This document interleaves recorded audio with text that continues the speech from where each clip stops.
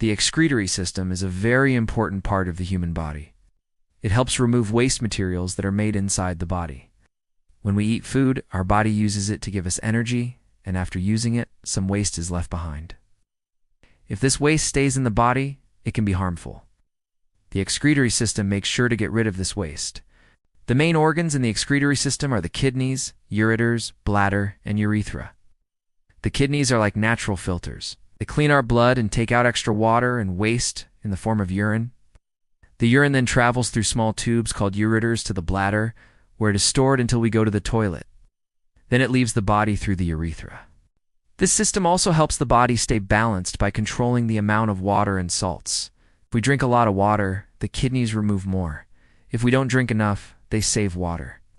So, the excretory system keeps our body clean and healthy by removing waste. It works all the time, even when we are sleeping. Without it, our body would not work properly.